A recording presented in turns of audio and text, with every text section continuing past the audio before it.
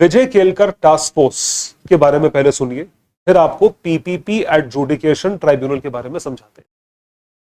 2015-16 में उस टाइम पे अरुण जेटली साहब जो है वो हमारे वित्त मंत्री हुआ करते थे, फाइनेंस मिनिस्टर, भारत बीजेपी के पहले फाइनेंस मिनिस्टर थे। तो उन्होंने एक कमीशन अपॉइंट करी और वो जो कमीशन थी उसके हेड थे विजय केलकर। उन्होंने बोला पीपीपी मॉडल में रिफॉर्म्स करना जरूरी है। जो रिफॉर्म्स उन्होंने उस टाइम पे प्रपोज करे, मतलब जो हर समिति को जब आप अपॉइंट करते हैं, समिति के जो मुखिया होते हैं उनको आप अपॉइंट करते हैं, उनको बताना पड़ता है ना कि हमें ये चाहिए, अब आप ये चीज ठीक करके दो। तो उनको बताया गया कि भाई पीपीपी का ये सिनेरियो है, ये स्थिति है, अब आप इसको बताइए कैसे ठीक हो सकता है, क्योंकि बहुत प्रॉब्लम है पीपीपी में, ये सब समय की प्रॉब्लम है, कीमत की प्रॉब्लम है और 10 तरह की दिक्कत आ रही है, कैसे ठीक हो सकता है।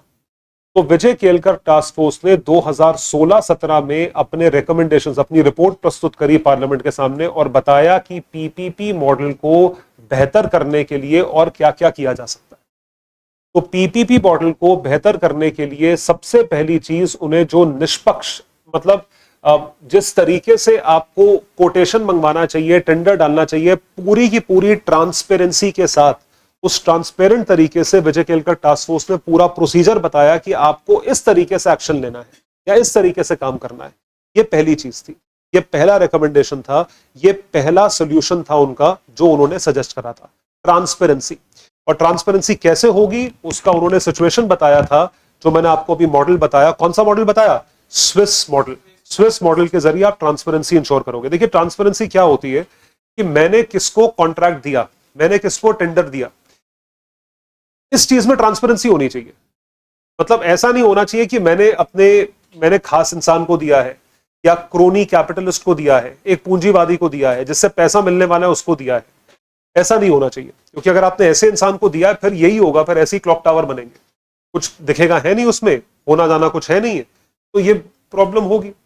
इस चीज को खत्म करने के लिए ट्रांसपेरेंट प्रोसेस एलोकेशन का होना चाहिए, जिससे टेंडर उसी के हिस्से जाना चाहिए जो एक्चुअली उसको डिजर्व करता है, मतलब जिसके पास एक्सपीरियंस भी हो और जो ठीक ठाक कॉस्ट पे भी करे। और इसमें हमेशा याद रखिएगा, भारत सरकार हमेशा ऐसे नहीं करती है कि कम से कम कॉस्ट वाले को दे, कम से कम कॉस्ट वाले की क्वालिटी भी तो होनी चाहिए। अगर वो जबरदस्ती कॉस्ट कम कर रहा है, क्वालिटी घटिया डिलीवर करेगा तो उसका फायदा नहीं है, वो तो वैसे ही फिर ब्रिज टूट के गिर जाएगा। तो आपको एक तमीज की कॉस्ट पे काम करने वाले को काम देना चाहिए। तो वो टेंडर ट्रांसपेरेंसी प्रोसेस, ये विजय केलकर टास्क फोर्स का पहला रिकमेंडेशन था। दूसरा विजय केलकर टास्क फोर्स का रिकमेंडेशन था पीपीपी एडजुडिकेशन ट्राइब्यूनल।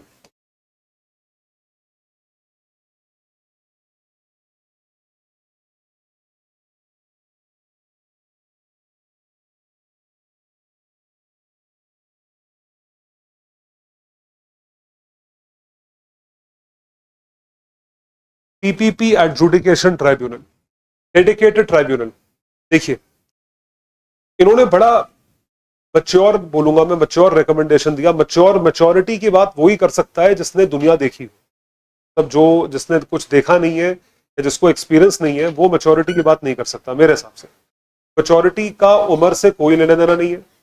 एक 17-18 साल का लड़का भी मैच्योर हो सकता है अगर उसने, उसका जो बचपन है वो काफी मुश्किल उससे गुजरा है। तो जब मैच्योरिटी की बात होती है तो विजय केलकर साहब ने ये बोला, या साफ साफ जो चीज एसोसिएट करी, उन्होंने ये बोला कि देखिए लीगल हर्डल्स तो आपको होंगे, उसको तो आप रोक ही नहीं सकते किसी भी तरीके।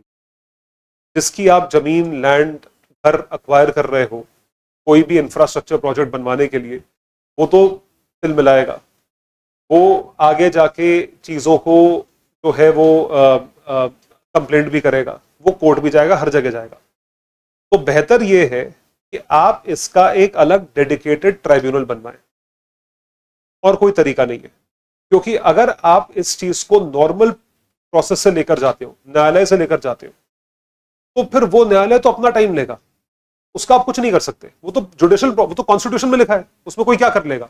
ना सरकार कुछ कर सकती है, ना पुलिस कुछ कर सकती है, ना शासन, कोई प्रशासन कुछ नहीं, एडमिन कुछ नहीं कर सकता, कोई प्रोजेक्ट वाला भी कुछ नहीं कर सकता। तो ले देके आप एक डेडिकेटेड ट्राइब्यूनल बनाएं, उसमें फायदा यह होगा कि कम से कम आपका केस जल्दी तो डिस्पोज हो जाएगा, टाइमली बेसिस पे तो काम हो जाएगा। तो ये चीज है, इसको कहा गया एडजुडिकेशन ट्राइब्यूनल। ये उनका बड़ा अच्छा सजेशन था, ये चीज थी। तीसरी चीज जो उन्होंने सजेस्ट करी उसको कहा गया फिस्कल रिपोर्टिंग, राजकोषीय रिपोर्टिंग।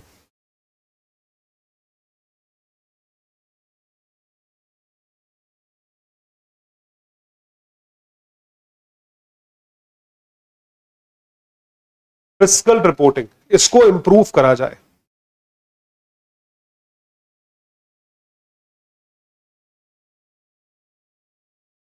देखिए हमेशा याद रखिएगा, जिस चीज को हम जोखिम बोल रहे हैं ना, रिस्क, वो रिस्क किस वजह से है? वो है फाइनेंस का ही रिस्क, और कोई दूसरी चीज का रिस्क तो है नहीं। अगर मुझे पता चल जाए कि ये प्रोजेक्ट इतने में ही खत्म हो रहा है और मेरी जेब से इतने ही लगने हैं, तो अगर प्रोजेक्ट 2-4 महीने लेट भी हो जाए तो भी आपको ज्यादा फर्क नहीं पड़ेगा, क्योंकि आपकी जेब से पैसा एक्स्ट्रा नहीं निकल रहा है। आपको फर्क तब पड़ेगा जब आपकी जेब से पैसा एक्स्ट्रा निकल रहा हो। और रिस्क किस चीज का होता है? टाइम का तो कभी रिस्क होता ही नहीं। रिस्क हमेशा किसका होता है? फाइनेंसेस का रिस्क होता है ना, पैसों का रिस्क होता है। जब भी कोई बोलता है मैं रिस्क ले रहा हूं, रिस्क किस चीज पे ले रहे हो भाई? पैसों पे पैसा डूब गया तो खत्म काम, बात तो है ही। पैसा अगर डूब गया तो काम खत्म। तो जब हम फिस्कल रिपोर्टिंग की बात करते हैं, राजकोषीय रिपोर्टिंग की बात करते हैं, इस चीज में इंप्रूवमेंट चाहिए। आप इसमें एक आलस की अप्रोच नहीं लेके चल सकते, लेजी अप्रोच लेके नहीं चल सकते। जब तक ये लेजी अप्रोच रहेगी तब तक आपकी रिपोर्टिंग हमेशा वीक रहेगी, कमजोर रहेगी। तो जब बात होती है फिस्कल रिपोर्टिंग की, इसको ध्यान रखें, फाइनेंशियल रिपोर्टिंग पहले भी होती थी, अभी भी होती है, लेकिन ये एक आलस वाली अप्रोच से होती है। इस अप्रोच को बेहतर करने को कहा गया है इंप्रूव्ड फिस्कल रिपोर्टिंग, जिससे कि आपका जोखिम ऑटोमेटिकली क्या होगा? कम होगा। अगर हमने ये रिपोर्टिंग ठीक से नहीं करी, क्योंकि हम ये नहीं करते आए हैं, तो ऑटोमेटिक ये होगा कि इससे एसोसिएटेड जो लागत है वो बढ़ जाएगी। लागत जो है वो बढ़ जाएगी, कॉस्ट बढ़ जाएगी। तो ये 4-5 रिकमेंडेशंस है विजय केलकर की, जो कि सबसे जरूरी रिकमेंडेशंस आपको याद रखनी है। और एक चीज और इन्होंने बोली थी, बता देता हूं आपको। प्रिवेंशन ऑफ करप्शन एक्ट 1988 का कानून है भ्रष्टाचार से रिलेटेड।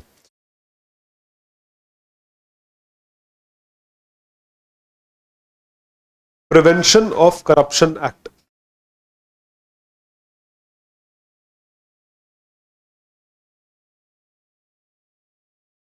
ओका। भ्रष्टाचार का एक ही कानून है, सबसे कमजोर कानून है। कभी इस कानून को स्ट्रेंथन करा ही नहीं, जानबूझ के नहीं करा। हाँ जी। एक एक आपको यही नहीं पता भ्रष्टाचार होता क्या है, किस तरीके से इसको डेफिनेशन इसकी क्लियर ही नहीं है। उन्होंने इसमें यह बोला, और मैं फिर वही बोलूंगा, मैच्योर रिकमेंडेशन दी है। प्रिवेंशन ऑफ करप्शन एक्ट में करप्शन जो हम भ्रष्टाचार बोल रहे हैं, इस करप्शन से एसोसिएटेड उन्होंने ये चीज बताई कि आप सब जो भ्रष्टाचार वैसे होता है उसकी बात नहीं कर रहे हैं, सिर्फ और सिर्फ पीपीपी के मुतल्लिक भ्रष्टाचार की बात कर रहे हैं, जिसको हम लोग क्रोनी कैपिटलिज्म कह रहे थे।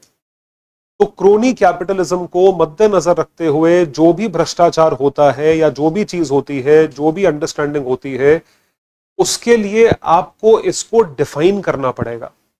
डिफाइन कैसे करना पड़ेगा?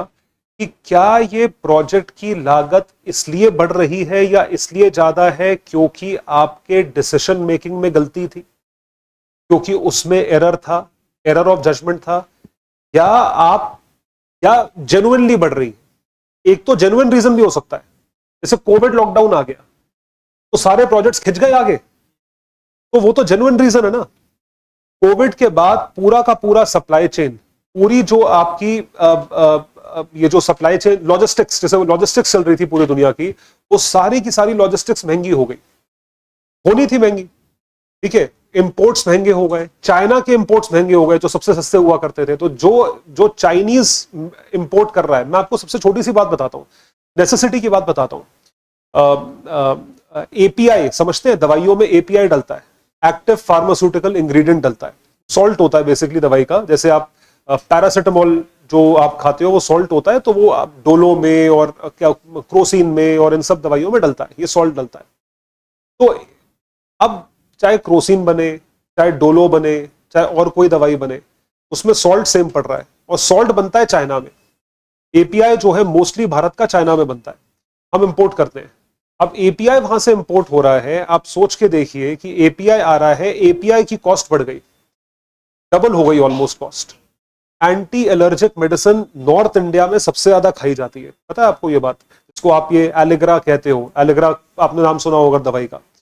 तो एंटी एलर्जिक मेडिसिन है, और ऐसी एंटी एलर्जिक मेडिसिन बहुत खाई जाती है। सरकारी अस्पतालों में सबसे ज्यादा आज की डेट में एंटी एलर्जिक मेडिसिन लिखी जा रही है, बांटी जा रही है, और आपके जो ये जन औषधि मेडिकल सेंटर है, इसमें सबसे ज्यादा बिकने वाली दवाई एंटी एलर्जिक मेडिसिन है। एंटी एलर्जिक मेडिसिन जो है वो एक गोली आज की डेट में 29 रुपए की पहुंच गई है। कोविड के बाद से लेकर, मतलब कोविड में वो गोली 11-12 रुपए की थी, पूरा पत्ता 120 रुपए का मिलता था, 110 100। आज वो पत्ता जो है, आप खुद सोच के 290 रुपए का पत्ता हो गया है। तो अब उसमें गलती इंडियन मैन्युफैक्चरर की नहीं है। अब जो इंडिया में रैनबैक्सी है या कोई और मैन्युफैक्चरर है, उसकी गलती नहीं है, उसको रॉ मटेरियल इतना महंगा पड़ रहा है कि वो कुछ कर नहीं सकता है। तो ये करप्शन नहीं है, ये करप्शन नहीं है। करप्शन वो होता कि तुम्हें सारी की सारी लागत सेम पड़ रही है, फिर भी तुम महंगा बेच रहे हो। तो ये आइडेंटिफाई करे, तब जाके आप उसे पोका के अंदर उसके खिलाफ उसको एनफोर्स करें कि जी आपने इस वजह से इसका रेट बढ़ाया, ये भ्रष्टाचार का रेट है। एक प्रोजेक्ट 100 रुपए में खत्म हो सकता है, तुम उसकी कॉस्ट 120 बता रहे हो, और तुम 120 बता रहे हो और सामने वाला अप्रूव भी कर रहा है उसे। तो मतलब दोनों की जो है साझेदारी है ना, मतलब दोनों जो है मिलकर काम कर रहे हैं ना। तो इसका मतलब क्या है कि अगर कोई चीज, ये डिसीजन मेकिंग एरर, ये जो है ये जानबूझ का एरर है, ये जेन्युइन एरर नहीं है, जेन्युइन चीज नहीं है ये जानबूझ के आपने कॉस्ट बढ़ाई हुई है उसकी। इसको आइडेंटिफाई करने के लिए आपको यहां पे डेफिनेशन लिखनी पड़ेगी ठीक से। आपको ये चीज डिफाइन करनी पड़ेगी कि प्रिवेंशन ऑफ करप्शन में क्या चीज ऐसी है, कौन सी दफा ऐसी है जो लगेगी जिसको आप भ्रष्ट बोलोगे। तो डिसीजन मेकिंग एरर हुआ, या जजमेंटल एरर हुआ, या जेन्युइन एरर हुआ। अगर डिसीजन मेकिंग एरर है तो वो चीज उसके खिलाफ जाएगी, उस पर एक्शन लेना चाहिए। और अगर जेन्युइन एरर है तो ठीक है, जस्टिफाइड है, फिर तो कुछ हो ही नहीं सकता है। अब ट्रंप ने टैरिफ्स लगा दिए, ठीक है, वो तो चलिए भारत पे टैरिफ्स नहीं है, अगर भारत पे भी टैरिफ लगे होते तो कॉस्ट बढ़ सकती थी हमारी चीजों की। अगर कॉस्ट बढ़ जाती या रेवेन्यू कम हो जाता, दोनों में से कुछ होता, दोनों ही चीजें होती, और हमारे फाइनेंशियल्स इंपैक्टेड है, या कंपनी इंपैक्टेड है, या कंपनी का प्रॉफिट इंपैक्टेड है, और उसकी वजह से कॉस्ट बढ़ रही है, तो ठीक है, जस्टिफाइड है। क्या कर सकते हैं उसमें? कुछ नहीं कर सकते उसमें। अगर कल को अभी जैसे तेल सस्ता हुआ है, ऑयल सस्ता हुआ है, अब ऑयल महंगा हो जाए तो रॉ मटेरियल की कॉस्ट बढ़ जाएगी, रॉ मटेरियल की कॉस्ट बढ़ जाएगी तो आपकी कॉस्ट मैन्युफैक्चरिंग की बढ़ेगी। आप कुछ नहीं कर सकते इस चीज का। समझ में आ रहा है?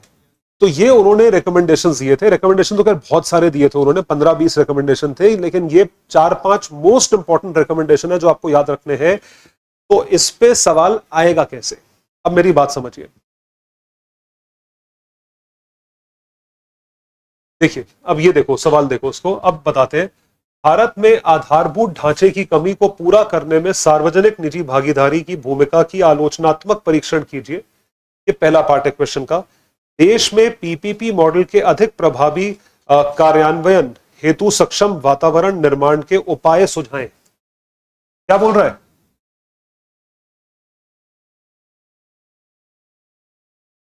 सजेस्ट करें, आपके सजेशन से क्या सजेशन दोगे? क्या सजेशन दोगे कि हम किस तरीके से पीपीपी मॉडल को ढंग से इंप्लीमेंट करें? इसके सुझाव दें, कैसे करें? हाँ जी,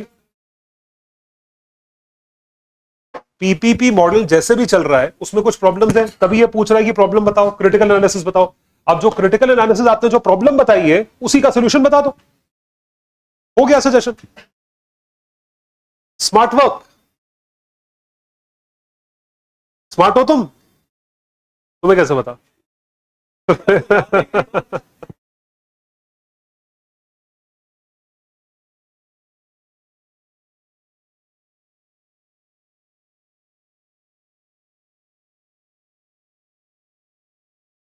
देखिए क्वेश्चन, देखिए रिपीट कैसे होता है।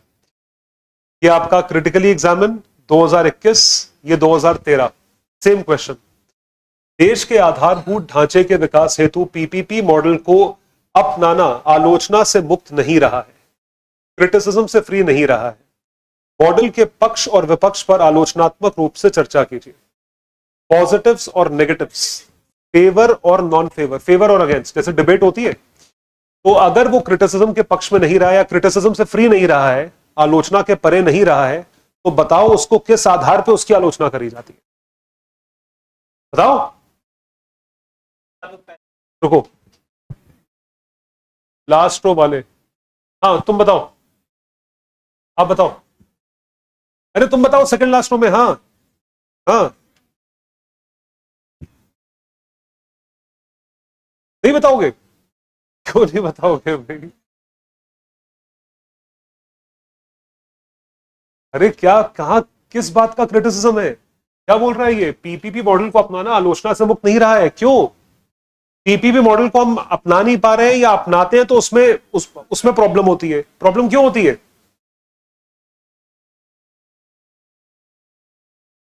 क्या नहीं बोल सकते क्या ये? तो क्या सोच रहे हो भाई, बताओ तुम। हाँ जी, खड़े हो, अपना नाम बताओ। सुधांशु, क्या बात है सुधांशु दी, कहां से हैं आप? गोरखपुर से हो? तो गोरखपुर के प्राणी तो इतना ज्यादा बोलते हैं, जो पता है, मुझे पूरा विश्वास है तुम भी बहुत बोलते हो। काम की चीज बताओ। ये अभी 5 मिनट पहले पढ़ाया है, तुम्हें 5 मिनट पहले की चीज ध्यान नहीं है? तुम आगे आओ, यहाँ आके बैठो, यहाँ आके बैठो मेरे पास। तुम बताओ, भ्रष्टाचार, राजनीति तालमेल ना होना, समय ज्यादा लगना, और समय की वजह से कीमत, जो उसका प्रोजेक्ट कॉस्ट है, वो ज्यादा लगना, ठीक है, क्वालिटी ना डिलीवर कर पाना, लीगल हर्डल्स में फंसना। अरे क्या सोच रहे हो इसमें इतना? अभी तो बताया है, इतना हार्ड है ये? तो फिर तुम, हाँ, सोल्यूशन बताओ। ये तो मैंने बता दिया, सोल्यूशन क्या है, मतलब आंसर वो क्या है, इंप्रूवमेंट क्या है?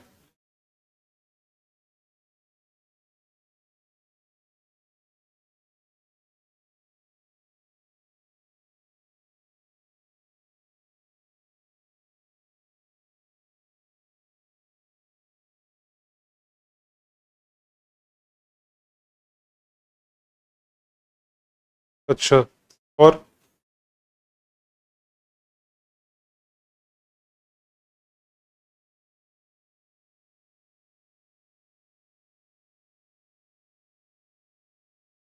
कोशिश करो, ठीक जा रहे हो।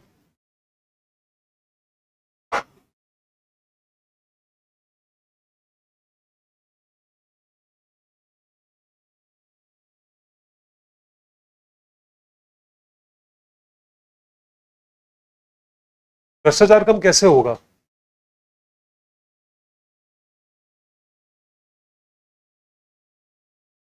आप कैसे इसका जवाब लिखेंगे? विजय केलकर टास्क फोर्स, एक समिति जो है वो अपॉइंट करी गई थी। उस समिति का काम यह था स्टडी करना कि जो चैलेंजेस, जो चुनौतियां आती हैं, उन चुनौतियों को किस तरीके से ओवर, या जो समस्या आती है उस समस्या का क्या समाधान निकाला जाए। उस चीज को देखते हुए विजय केलकर टास्क फोर्स ने कई सारे सुझाव दिए।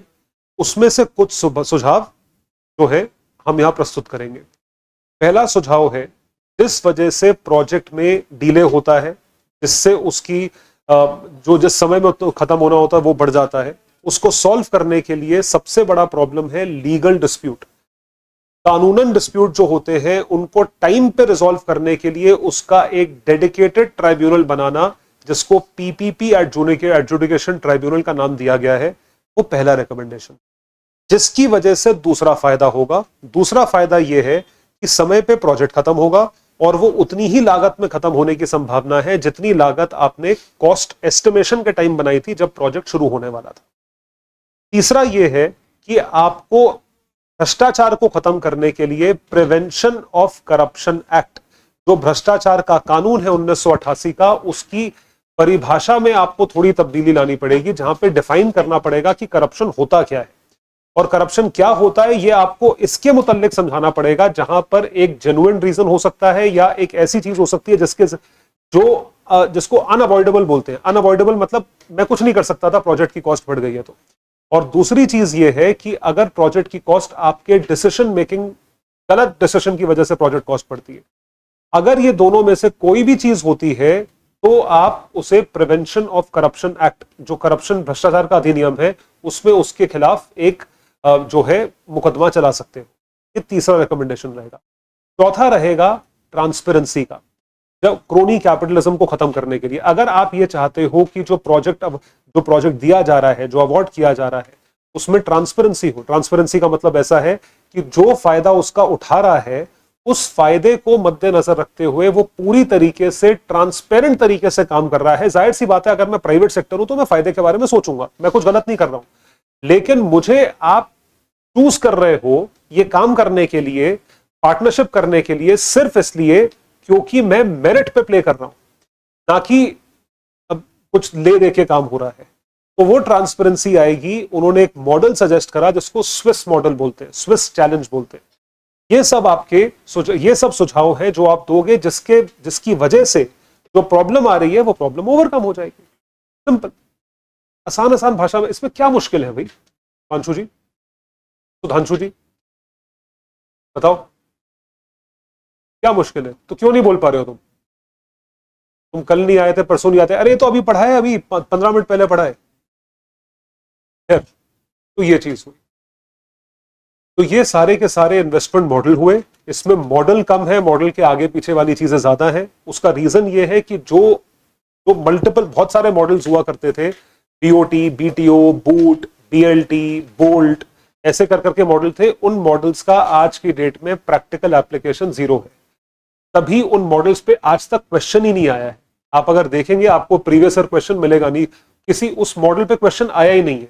एक बार हाइब्रिड एनुटी मॉडल जो चलता है मॉडल, उस पे एक छोटा सा पासिंग फेज में क्वेश्चन पूछा गया था, उसके सिवा कोई क्वेश्चन मॉडल्स पे आया नहीं है। क्वेश्चन ऐसे ही आता है कि पीपीपी के फायदे क्या है, पीपीपी से इंफ्रास्ट्रक्चर कैसे बेहतर होगा, पीपीपी करने की वजह से हम अपने ग्रोथ टारगेट की वजह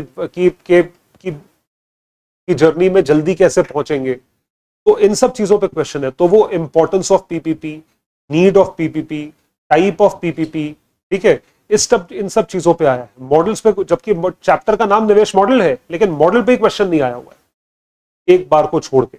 ऐसे ही 2013, 15, 21, 22, 23 इस टाइप के क्वेश्चंस है। इस चैप्टर में आपको क्वेश्चंस ओवरलैपिंग मिलेंगे इंफ्रास्ट्रक्चर के साथ, इंफ्रास्ट्रक्चर इन्वेस्टमेंट मॉडल्स। क्योंकि इन्वेस्टमेंट मॉडल में आप किसी मर्जी मॉडल पे इन्वेस्ट करो, अगर आप इन्वेस्ट कर रहे हो तो किस चीज पे इन्वेस्ट कर रहे हो? इंफ्रास्ट्रक्चर पे इन्वेस्ट कर रहे हो। इंफ्रास्ट्रक्चर पे जो इन्वेस्टमेंट है, इस वजह से यहां पे इसको लिंक कर दिया जाता है रेलवे स्टेशन के साथ, एयरपोर्ट के साथ, पोर्ट के साथ। तो आपको क्वेश्चन शायद इसमें भी देखा तो, ये क्वेश्चन देखिए, समझाएं कि कैसे निजी सार्वजनिक भागीदारी व्यवस्थाएं लंबी अवधि के आधारभूत ढांचा परियोजनाओं में अस्थिर देनदारियों को भविष्य में स्थानांतरित कर सकती हैं। ये क्वेश्चन एक्चुअली इसका नहीं है, एनवायरमेंट का क्वेश्चन है, पीपीपी से इसे रिलेट किया हुआ है। हाँ ये देखो, ये क्वेश्चन बेटर है। सार्वजनिक निजी भागीदारी मॉडल के अंतर्गत संयुक्त उद्यमों के माध्यम से भारत के हवाई अड्डों के विकास की जांच कीजिए। तो ये पीपीपी मॉडल को किस चीज से रिलेट कर दिया हमने? एयरपोर्ट से, हवाई अड्डे से रिलेट कर दिया कि जांच कीजिए इस संबंध में अधिकारियों के सामने क्या चुनौतियां हैं, what are the challenges faced in this regard. अब ये चैलेंजेस पूछ रहा है। अब ये चैलेंजेस किसके मुतल्लिक पूछ रहा है? हवाई अड्डे के मुतल्लिक पूछ रहा है। हवाई अड्डा भी इंफ्रास्ट्रक्चर है। मान लीजिए आपने कभी नहीं देखा ऐसा क्वेश्चन पहले, आपके सामने पहली बार क्वेश्चन पड़ गया, ये चुनौतियां लिख सकते हो? क्या चुनौती लिखोगे? क्या लिखोगे? भूमि, भूमि का क्या चैलेंज क्या है? आपको आसानी से लैंड एक्विजिशन में प्रॉब्लम होगी, आप उसे खरीद नहीं पाओगे, अक्वायर नहीं कर पाओगे, पहला चैलेंज ये है। दूसरा चैलेंज क्या है? भ्रष्टाचार तो ठीक, और क्या चैलेंज है?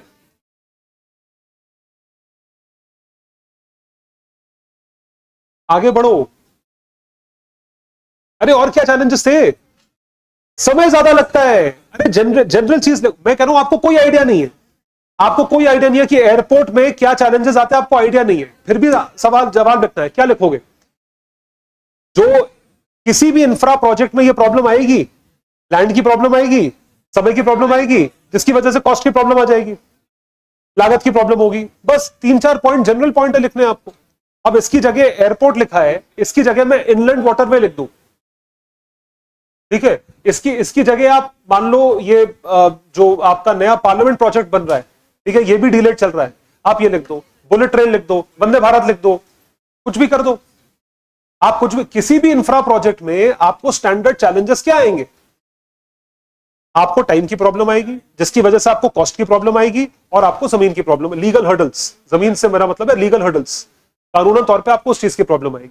और अगर आपको थोड़ा और लंबा मतलब अगर आप 4-5 पॉइंट लिखने हैं तो फिर आप करप्शन वगैरह भी लिख सकते हो। कुछ समझ में आ रहा है तुम लोगों को? अरे थोड़ा स्मार्ट वर्क करना सीखो, क्वेश्चंस ऐसे ही आएंगे, ये क्वेश्चन का कोई लेना देना नहीं है। उसने पीपीपी से एयरपोर्ट जोड़ दिया, एयरपोर्ट तो इसमें कहीं है ही नहीं पूरे चैप्टर में, एयरपोर्ट उसने इंफ्रास्ट्रक्चर वाले चैप्टर से उठा के इन्वेस्टमेंट मॉडल्स में एयरपोर्ट जोड़ दिया। अब क्योंकि उसने जोड़ दिया, हमें जवाब देना पड़ेगा। यूपीएससी में आप ये मत समझ के चलिए कि मैंने ये पढ़ा है तो यही आएगा, जो पढ़ा है समझ लो वो तो नहीं आएगा, क्योंकि यूपीएससी को भी पता है कि यही पढ़ा रहे हैं, तो हम ये क्यों पूछें?